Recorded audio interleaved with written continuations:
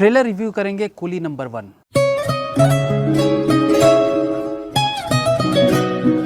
गोविंदा और डेविड धवन के बीच की अनबन इस हद तक बढ़ सकती है कि लेजेंडरी गोविंदा की one of the best movie की रीमेक में उन्हें ट्रिब्यूट देने के लिए एक सीन, एक मिमिक्री तक ना रखी गई हो, ये सोच के ही बुरा लगता है।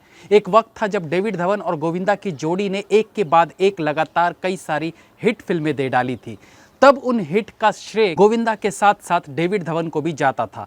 लेकिन अब डेविड धवन के डायरेक्शन में जिस तरह की फिल्में बन रही हैं, उसे देखकर लग रहा है कि वो गोविंदा ही थे जिनका करिश्मा फिल्मों को बॉक्स ऑफिस पर ताबड़तोड़ कमाई करके देता था, ना कि डेविड धवन का डायरेक्शन। जुड़वा 2 के बाद डेविड धवन फिर वरुण धवन के साथ अपनी ही एक फिल्म को रीमेक कर दर्शकों का मन मोहने के लिए रेडी हैं।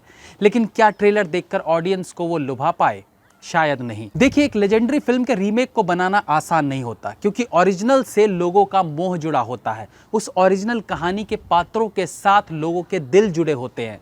ऐसे में सेम स्टोरी पर फिल्म बनाकर लोगों को आकर्षित करना इज अ टफ जॉब। लेकिन जुड़वा 2, जो कि फिल्म तो नहीं चली बट कमाई ठीक ठाक कर गई, उसके मोह में आकर डेविड धवन ने वरुण धवन को लेकर एक और पुरानी फिल्म को रीमेक करने का जुआ खेल डाला। लेकिन ट्रेलर देखकर लगता है कि इसकी हालत जुड़वा 2 से भी बदतर होने जा रही है। कहानी सेम टू सेम रखी गई है, कुछ डायलॉग्स में बदलाव ज़रूर है, लेकिन फिर वो बदलाव ओरिजिनल के मुकाबले निचले स्तर के हैं। अब जब रीमेक फिल्म बनी है तो जाहिर सी बात है ओरिजिनल फिल्म से उसे कंपेयर तो ज़रूर किया जाएगा, और इस कंपैरिजन में गोविंदा की ज़बरदस्त कॉमेडी टाइमिंग के आगे वरुण धवन एकदम फीके नज़र आ रहे हैं। पूरे ट्रेलर के दौरान कूद फांद और ज़बरदस्ती हंसाने के अलावा कुछ दिखाई नहीं दे रहा है, और वो ज़बरदस्ती हंसाने की कोशिश पूरी तरह से नाकाम होती दिख रही है। वरुण धवन अगेन उस ओवर एक्टिंग और एक्टिंग के बीच की कड़ी को भांप नहीं पा रहे हैं। एक्टिंग करते करते वो कब ओवर एक्टिंग में प्रवेश कर जाते हैं, ये ना तो वो समझ पा रहे हैं और ना डेविड धवन इस चीज़ को नोटिस कर पा रहे हैं। जाहिर सी बात है, दोनों यानी डेविड धवन और Varun Dhawan original coolie number 1 के गोविंदा को यहाँ उतारना चाह रहे हैं, लेकिन गोविंदा वाला असर फिल्म में दिख नहीं रहा है। परेश रावल को ट्रेलर की शुरुआत में देखकर लगा कि वो हैं तो फिल्म में कुछ न कुछ तो स्पेशल ज़रूर दिखेगा, लेकिन captain of the ship David Dhawan हैं तो वो उनसे वही करवा रहे हैं जैसा वो सोचते हैं, जबकि हम सब जानते हैं परेश रावल टैलेंट का भंडार है। इस फिल्म में उन्हें देखकर आप भी उनके लिए बुरा ही फील करेंगे। राजपाल यादव कुछ हद तक ठीक लग रहे हैं, शायद इसी वजह से हर रीमेक में उन्हें कास्ट किया जा रहा है, फिर चाहे वो मैं तेरा हीरो हो, जुड़वा 2 हो या फिर अब कूली नंबर 1। वहीं जॉनी लीवर भी अपनी तरफ से प्रयास तो पूरा कर रहे हैं कुछ बेहतर फन क्रिएट करने का, लेकिन उसके लिए अच्छे डायलॉग्स और डायरेक्शन की भी ज़रूरत होती है। सारा अली खान एक बार फिर से ओवर एक्टिंग के शिकार होती दिखाई पड़ी है, स्पेशली जब वो बोलती है मामा जी मेरे साथ रहेंगे। ट्रेलर में तो बेस्ट सीन्स ही रखे जाते हैं, लेकिन ऐसे सीन को भी ट्रेलर में जगह मिलती है तो सोचिए फिल्म में और बचा क्या होगा। जिस प्रकार से अभी देश में नेपोटिज्म को लेकर माहौल बना हुआ है, उसमें वैसे भी लोग अभी स्टार किड से खफा नजर आ रहे हैं, और उस पर इस तरह का ट्रेलर आग में घी डालने का काम करेगा। देखा जाए तो वरुण धवन बुरे एक्टर नहीं हैं, उनकी कुछ बेमिसाल परफॉर्मेंसेस को नज़रअंदाज नहीं किया जा सकता, जैसे बदलापुर, सुई धागा या अक्टूबर की बात भी कर सकते हैं। लेकिन इन तीनों फिल्मों और जुड़वा 2 या कूली नंबर 1 में फ़र्क क्या है? वो फ़र्क है डायरेक्टर।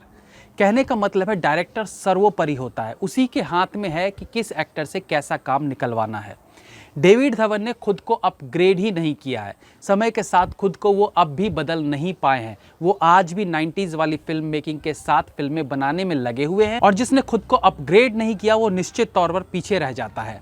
पूरे ट्रेलर में मैं एक्सपेक्ट कर रहा था कि गोविंदा को ट्रिब्यूट के तौर पर कुछ न कुछ उनसे रिलेटेड रखा जाएगा, लेकिन ऐसा दिखा नहीं। एटलीस्ट जहां पर वरुण धवन ने मिथुन की मिमिक्री की है, वहां वो गोविंदा की मिमिक्री कर देते तो भी गोविंदा फैंस को खुशी मिल जाती, लेकिन उनके सम्मान में इतना तक नहीं किया गया। इस ट्रेलर को देखने के बाद and I am sure even film को देखने के बाद भी शायद अब लोगों को गोविंदा की अहमियत का एहसास हो। शायद अब सबको पता चले कि इसी रोल को गोविंदा ने जब निभाया था तो उस किरदार को किस ऊंचाई पर ले गए थे।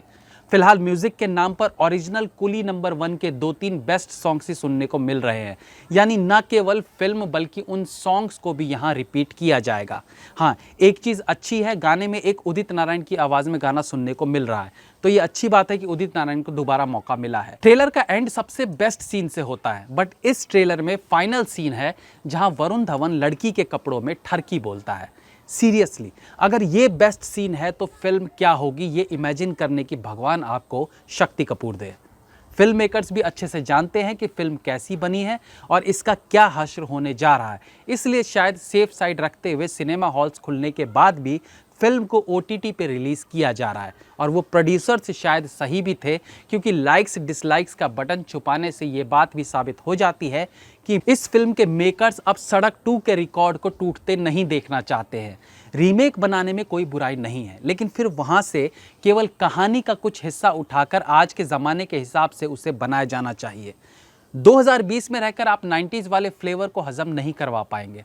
लगभग 3 मिनट से ऊपर के इस ट्रेलर पर कहानी आपको स्टेप बाय स्टेप समझा दी जाती है, और वैसे भी कहानी तो सबको पता ही थी, देखना तो केवल एग्जीक्यूशन था जहां डेविड धवन फिर से नाकाम साबित होते दिखाई दे रहे हैं। उम्मीद करते हैं कि फिल्म में कुछ ऐसा देखने को मिले जिसे ट्रेलर में नहीं दिखा पाए, जिसकी उम्मीद बहुत कम है। तो दोस्तों, इंतज़ार कीजिए फिल्म के रिलीज़ होने का, यानी 25 दिसंबर 2020, और तय कीजिए कि ये साल जाते जाते भी कुछ अच्छा दे के जाएगा या नहीं। Have a nice day.